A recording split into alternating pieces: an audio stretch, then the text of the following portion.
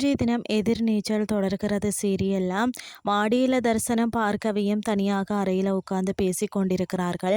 அப்போது உள்ளே வரும் தர்சினி, அம்மாவுக்கு உங்களுக்கு கல்யாணமான விஷயம் ஞாபகம் இல்லை, நீங்கள் ரெண்டு பேரும் தனியாக அப்படி பேசிக்கிட்டு இருந்தா என்ன நினைப்பாங்க என்று சொல்லி கேட்கிறார். ஆனால் தர்சினியின் பேச்சையெல்லாம் காது கொடுத்து கேட்காத தர்சன், நான் பார்க்கவி கூட தனியாக பேசணும் என சொல்லி தர்சினியை ரூமை விட்டு வெளியே தள்ளி விடுகிறார். இதையெல்லாம் வெளியே உட்கார்ந்து பார்த்து கொண்டிருந்த ஈஸ்வரி, ஏன் அவன் இப்படி பண்ணுறான் என கேட்கிறார். அதற்கு பிறகு பார்க்கவியிடம் பேசும் தர்சன், நமக்குள்ள ஒரு குடும்ப வாழ்க்கை இருக்கா இல்லையா என்று கேட்கிறார். பதிலே சொல்லாமல் பார்க்கவே மௌனம் காக்கிறார்.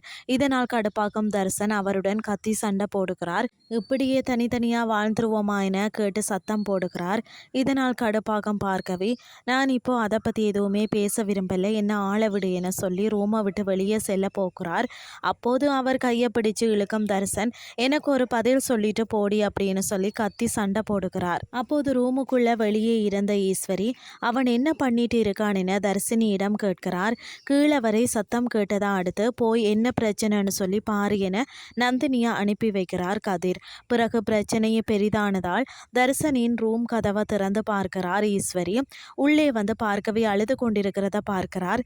இதையடுத்து எல்லாருமே கீழே அழைத்து தர்சனிடம், எதுக்குடா அந்த பொண்ணு உன் ரூமுக்குள்ள உட்கார்ந்து அழுதுகிட்டு இருக்கா அப்படின்னு சொல்லி கேட்கிறார்.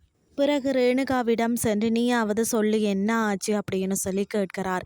அந்த பொண்ணு யாரு, தயவு செஞ்சு யாராச்சும் சொல்லுங்க என ஈஸ்வரி கேட்க தரிசனி வேறு வழியின்றி உண்மையை போட்டு உடைக்கிறார். பார்க்கவி தன்னுடைய மனைவி என்றும் அவர்கள் இருவரும் காதலித்து திருமணம் செய்து கொண்டதாகவும் கூறுகிறார். இதை கேட்டு ஈஸ்வரி கடும் அதிர்ச்சி அடைகிறார். தன் மகன் இன்னும் காலேஜ் படிச்சுட்டு இருக்கான் என்ற ஒரு நினைப்பிலேயே இருக்கும் ஈஸ்வரி அவனுக்கு கல்யாணமான விஷயத்தை எப்படி எடுத்துக்கொள்ள போகிறார், என்ன நடக்க போகுதுன்னு சொல்லி பொறுத்திருந்து பார்க்கலாம்.